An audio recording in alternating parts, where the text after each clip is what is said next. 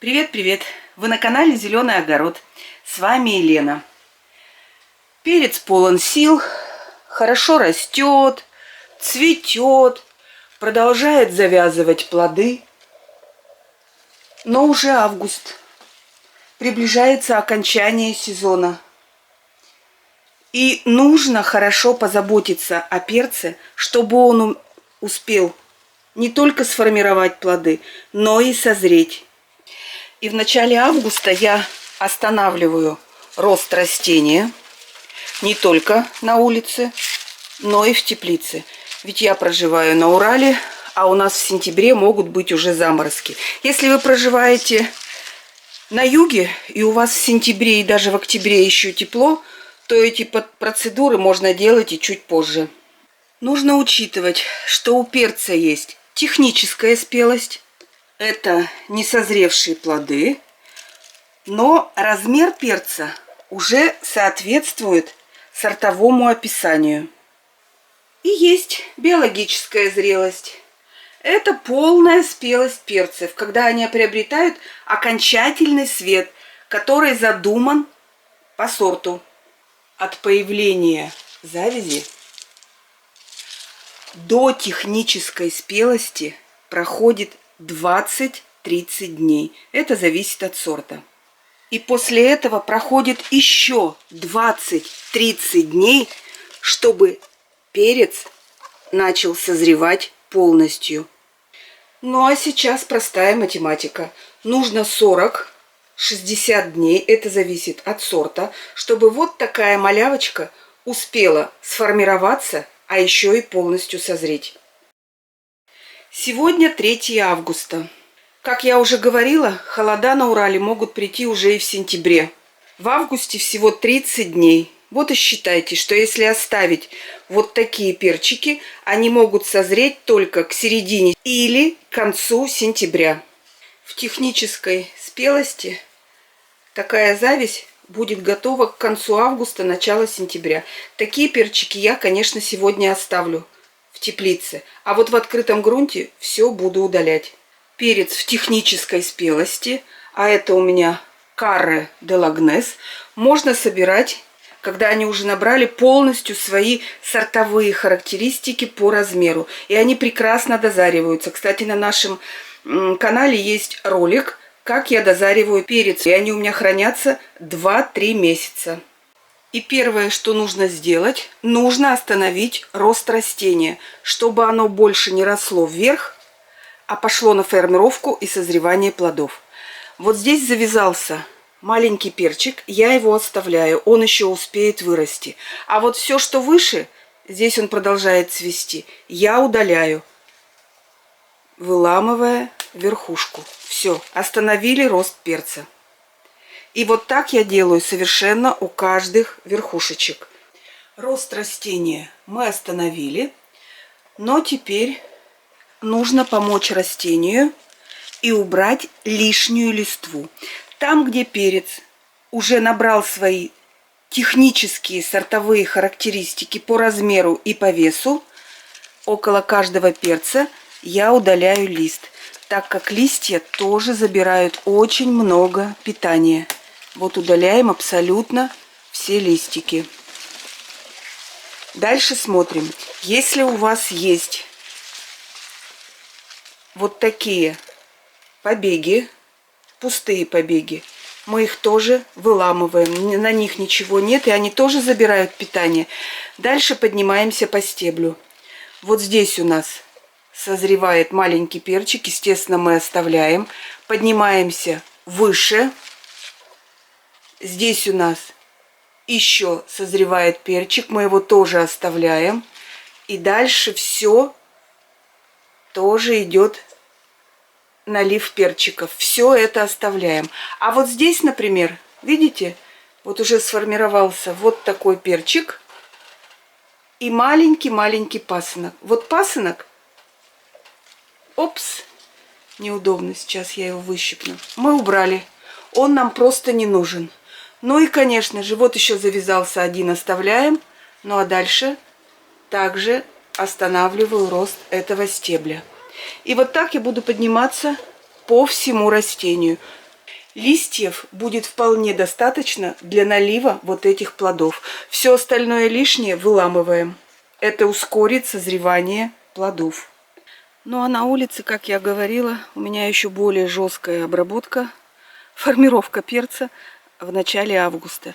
Сегодня 3 число, и я понимаю, что вот эти цветы, которые даже еще не завязали плоды, не успеют дать мне урожай. А созревание вот этого урожая очень сильно задерживается. Поэтому вот сегодня удаляю вот эти листики. Дальше иду по стеблю. Так, поднялась. Вот здесь один плод завязался. То есть к концу августа, ну, к началу сентября техническая спелость уже будет в готовности. А вот этот весь пасынок с цветами, как бы ни было жалко, не жалейте, его выламываем. Все. Дальше смотрим на следующий. Вот здесь у нас плод уже созревает. Здесь тоже сформировался маленький перчик. Вот этот лист ему оставляем для налива. Дальше поднимаемся. Вот еще один перец, он сформировался. А вот тут пустой пасынок. Мы его выламываем. Так, если он просто так не выламывается, то обрезаем секатором. Обрезали. Дальше смотрим. Все пусто. Поэтому вот здесь вот мы его прищипываем, останавливаем рост. И так идем по каждому стеблю. Все. Теперь пойдет налив плодов. Рост остановлен. Будут расти только вот эти вот маленькие перчики.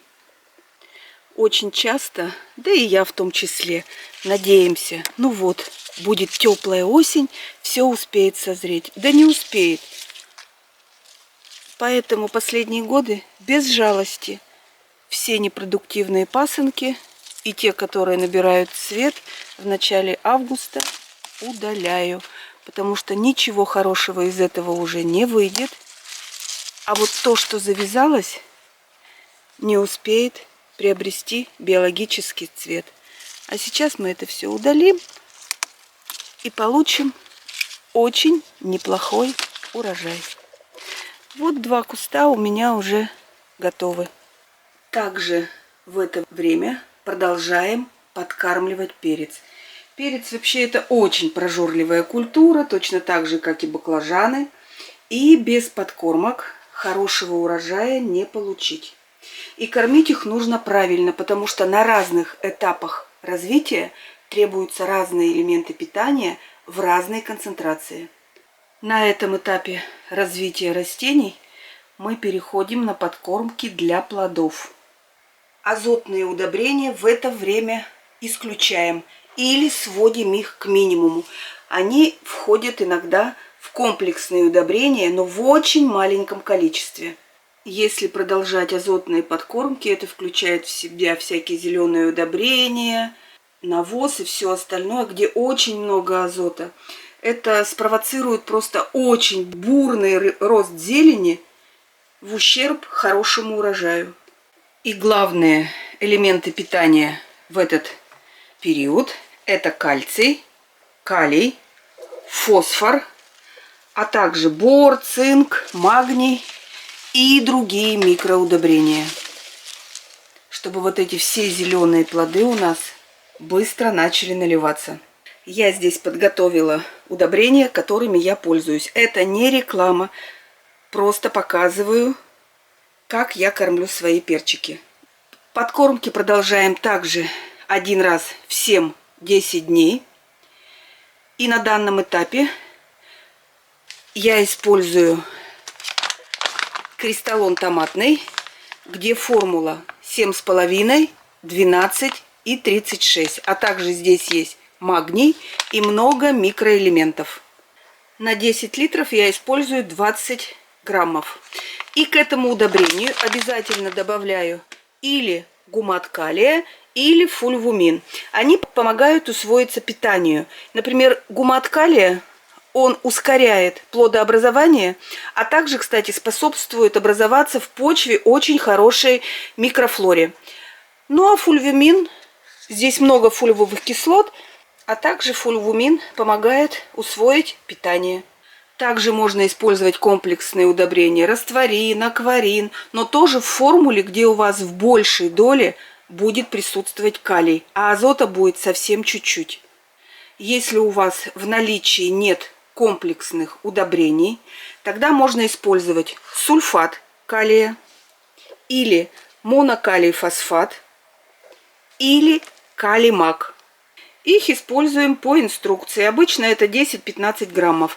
И когда будете покупать калий, читайте, чтобы здесь было написано не селитра, а именно сульфат. Селитра нам сейчас не нужна.